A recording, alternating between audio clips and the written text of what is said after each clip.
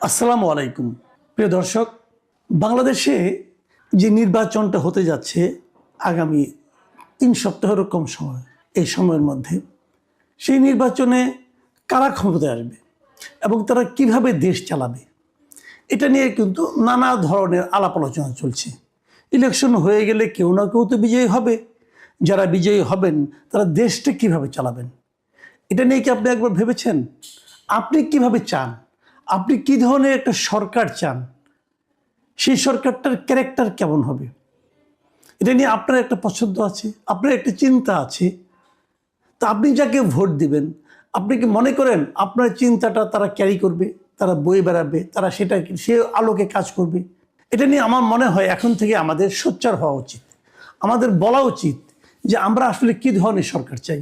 দেখুন, আজকে মির্জা ফখরুল ইসলাম আলমগীর, মানে দেশের প্রধান যে দলটা এই মুহূর্তে আছে বিএনপি, তার যিনি মহাসচিব, তিনি আজকে একটা অনুষ্ঠানে বক্তৃতা দিচ্ছিলেন এবং এই অনুষ্ঠানটা ছিল জিয়াউর রহমানের ৯০তম জন্মবার্ষিকী উপলক্ষে আয়োজিত একটা অনুষ্ঠান। সেখানে মির্জা ফখরুল ইসলাম আলমগীর কিছু কথা বলেছেন।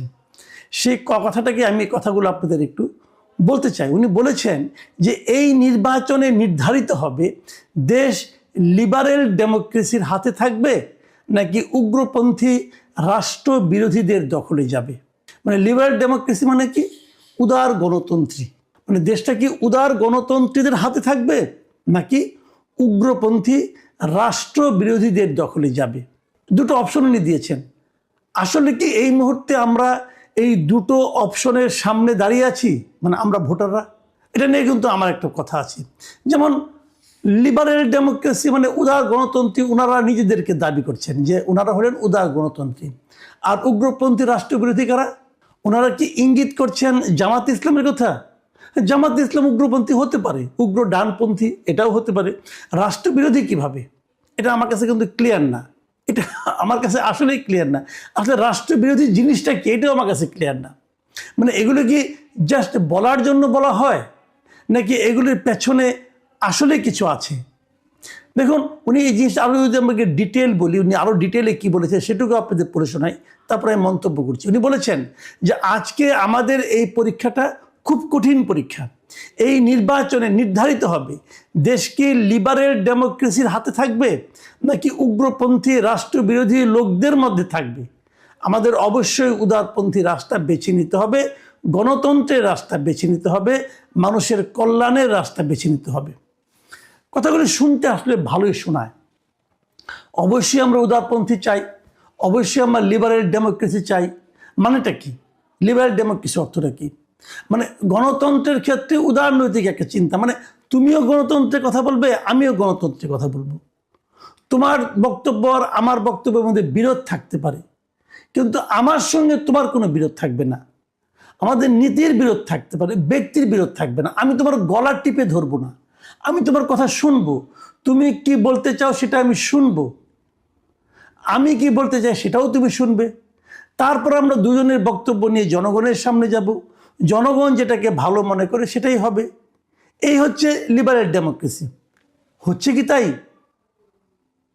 আমরা কি কারো গলা টিপে ধরছি না? আমরা কি কোনো পলিটিক্যাল পার্টিকে তাদের কার্যক্রম নিষিদ্ধ করছি না? আমরা কি কোনো পলিটিক্যাল পার্টিকে নির্বাচনের বাইরে রাখছি না?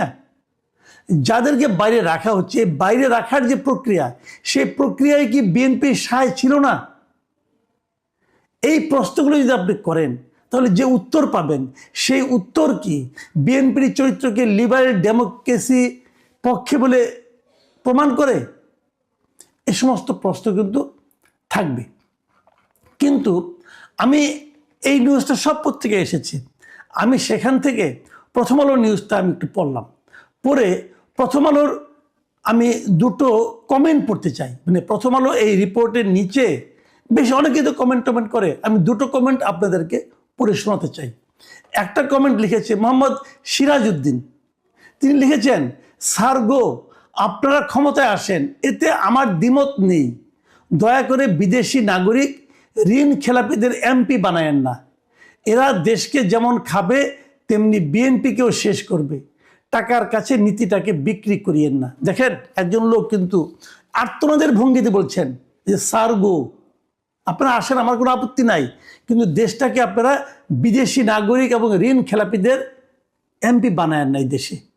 কথাটা কেন বলছি?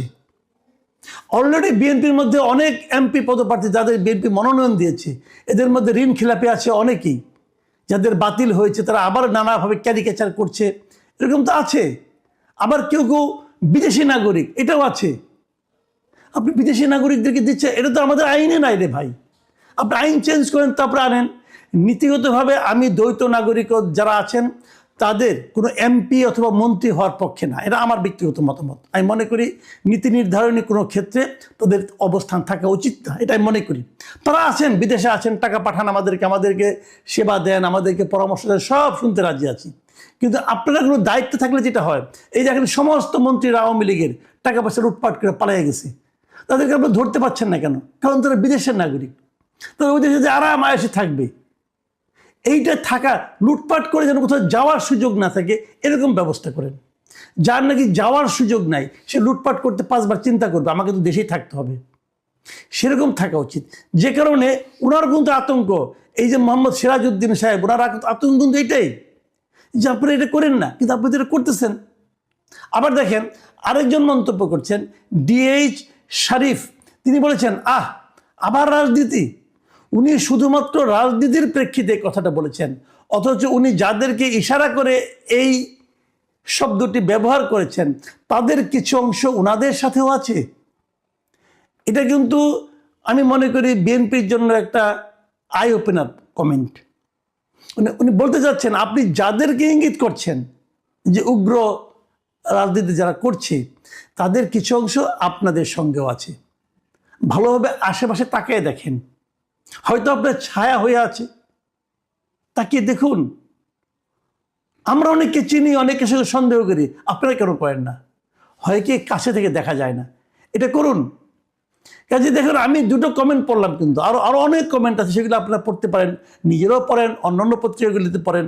এবং আমি এই নেতাদেরকেও বলবো, আপনারাও একটু দেখেন আপনাদের এই সমস্ত বক্তব্য সম্পর্কে সাধারণ মানুষ কি ভাবে, সাধারণ মানুষ কি বলে। এবার আমি আমার কথাটা বলে শেষ করতে চাই। দেখুন, আমি একটা কথা বলি, আপনার রাজনৈতিক মতাদর্শ কি হবে না হবে এটা নিয়ে বড় বড় কথা অনেকে অনেক কথা বলতে পারে। বামপন্থার কথা বলতে পারে, ডানপন্থার কথা বলতে পারে, উগ্র বামপন্থী, উগ্র ডানপন্থী, মধ্যপন্থী, উদারনৈতিক পন্থী, অনেক রকম অ্যাডজেক্টিভ আছে। আমরা কয়টা বুঝি? এদেশের মানুষ কি বুঝতে চায় এগুলো? এদেশের মানুষ এগুলো শুনতে চায় না। আপনি উদারনৈতিক না কট্টরপন্থী, এদেশের মানুষের কিচ্ছু যায় আসে না। এদেশের মানুষের যায় আসে কি নিয়ে? যে আপনি কতটা দুর্নীতিবাজ, আমি এটা জানতে চাই। আপনি যখন একটা কাজ করতে যাবেন, 100 টাকার কাজ করতে যাবেন, আপনি সেখানে কয় টাকায় চুরি করবেন, এটা আমরা জানতে চাই। ভাই চোর চোর, চারদিকে চোর। আমি মাঝখানে একদিন মন খারাপ করে রাগ করে বলেছিলাম যে আমাদের সামনে নির্বাচন আসে একটা প্রহসনের মতো, আমাদেরকে দায়িত্ব দেওয়া হয় যে এতগুলি চোরের মধ্যে তুমি কোন চোরটাকে বেছে নিবে। এটা আমরা আর চাই না। আমরা ছোট চোর বড় চোর চাই না। দেশটাকে ভালোবাসি এমন একটা নেতা তো দেখলাম না রে ভাই।